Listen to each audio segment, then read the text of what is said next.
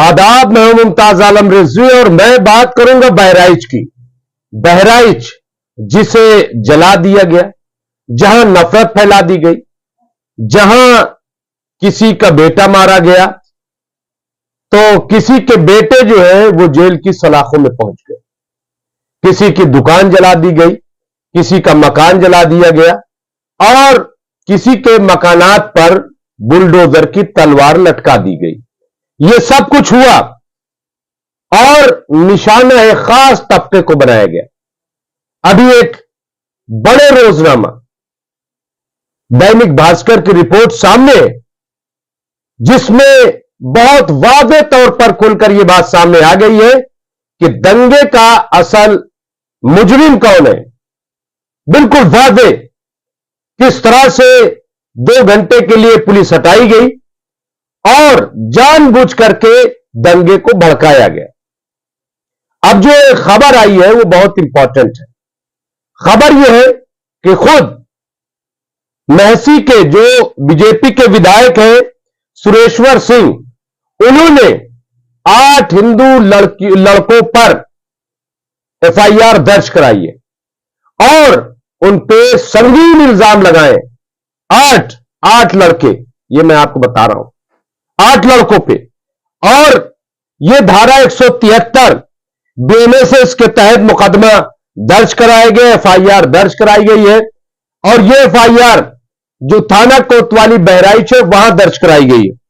इन पर जो धारा, जिन धारा के तहत मुकदमा दर्ज किया गया है उसमें यह आप देखिए कि धारा जो है वो यहां पे बताई जा रही है 191C3, 191(2), 3, 5, 3 और 5, इसके अलावा 109, धारा 324, धारा 351, धारा 352, धारा 125।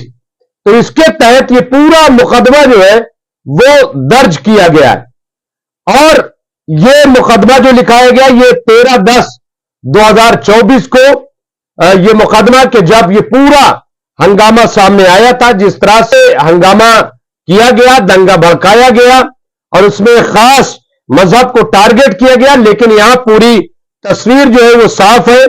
और इस एफआईआर में जो नाम है वो है, आप देखिए, अर्पित श्रीवास्तव, अनुज सिंह रैंकवार, शुभम मिश्रा और कुशमेंद्र, इसके अलावा कुशमेंद्र चौधरी, मनीष चंद्र शुक्ला और पुंडरीक पांडे, सुधांशु सिंह राणा और इसके अलावा अज्ञात जो पदवी है, अज्ञात में कई लोग जो है वो शामिल किए गए हैं।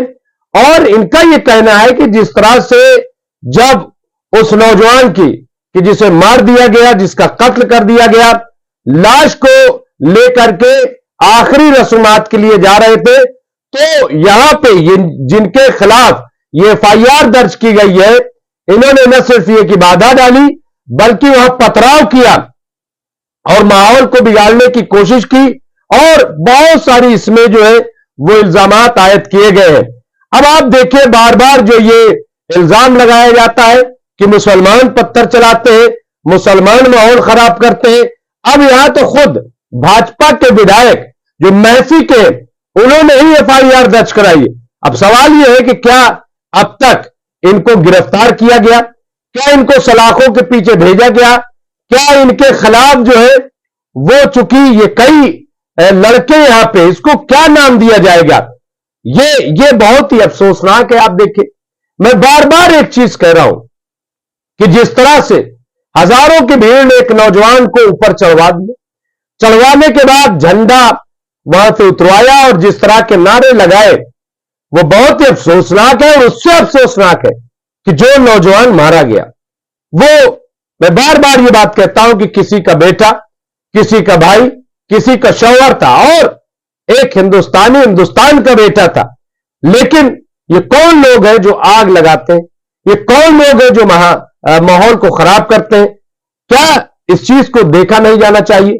और जो बात कही गई कि बाकायदा यह साजिश की गई कि इस बार महाराजगंज को खत्म कर देना है, मुसलमानों को बिल्कुल गिरा देना है और जहां जिसको जो चीज मिले वो जला दे, आग लगा दे, तबाह कर दे।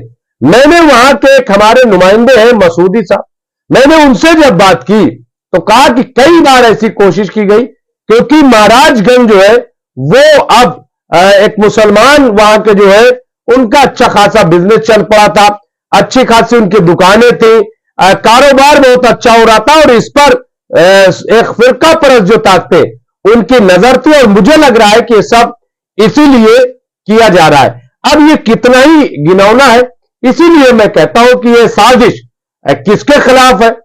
क्या ये विधायक के खिलाफ साजिश थी, या विधायक खुद इसमें इन्वॉल्व रहे और बाद में उन्होंने दिखावे के लिए किया? नंबर एक। नंबर दो ये कि क्या ये योगी जी के खिलाफ साजिश थी कि उनकी सरकार को डिस्टर्ब किया जाए, उनकी सरकार में भी दंगा भड़काया जाए? तो सवाल यह पैदा होता है कि फिर एक खास तबके को टारगेट क्यों किया गया? क्यों ये पता लगाए बगैर कि गोली किसने चलाई, असल मुजरिम कौन है, एक खास तबके को निशाना बनाया गया, चंद नौजवानों को पकड़ा जाता है, उनके जो इनकाउंटर करने की कोशिश की जाती है, हाफ इनकाउंटर किया जाता है कि उनके पैर में गोली मार करके, और पूरा जो है पिक्चराइज किया जाता है, फिल्माइज किया जाता है, दिखाने के लिए कि बहुत बड़ा पुलिस ने कारनामा किया। लेकिन अभी भी सवाल वही की वही है कि जब यह सब कुछ हो रहा था तो पुलिस कहां थी? अब यह खुलकर सामने आ गया। जो मैंने तमाम चैनलों में बात उठाई कि पुलिस कहां थी आखिर 2-3 घंटे, अब यह बात खुलकर सामने आ गई कि पुलिस को तो बाकायदा गायब किया गया, हटाया गया, और जो फिरका परस्त ताकते थे उनको दंगा भड़काने का, उनको लूटपाट करने का 2 घंटे का टाइम दिया गया। लड़का कह रहा है कि गद्दारी की, वरना तो काम तमाम हो जाता, यानी बहुत बड़ा दंगा कराने की साजिश थी। आखिर ऐसा क्यों है? क्या इसकी आला सतही जांच नहीं होनी चाहिए? मुझे लग रहा है कि सुप्रीम कोर्ट के सिटिंग जज के साथ इसकी जांच होनी चाहिए, और जहां जहां इस तरह से हो रहा है उसकी भी जांच होनी चाहिए, क्योंकि कई मर्तबा मैंने हवाला दिया है कि 9 जून 1923 का वाकया हो कि जब बुलंदशहर में मंदिरों की मूर्तियां तोड़ी गई और जब लड़के पकड़े गए तो हिंदू निकले। इसी तरीके से मैं बार बार कहता हूं, अयोध्या के कश्मीरी मोहल्ला में टोपी लगा करके 8 हिंदू नौजवान जाते हैं और जिस तरह से माहौल खराब करने का काम करते हैं तो पुलिस उन्हें गिरफ्तार करती है। इसी तरीके से रामपुर का मामला हो, गुजरात का मामला हो, हैदराबाद का मामला हो, जिस तरह से मुस्लिम बन करके कुछ फिरका परस्त ताकते जाती है और वहां पे माहौल खराब करने का काम करते हैं, तो ऐसा क्यों किया जा रहा है? यह जांच करने का काम जो है वो सरकार का है, और सरकार अगर चाहती है देश में दंगा न हो, अमन हो, तो इसकी जांच करे और इसके पीछे कौन है उसका पता लगाए। वोट हासिल करने के लिए बहुत तरीके हैं, उसके लिए मुल्क जलाने की जरूरत नहीं है। बहुत बहुत शुक्रिया।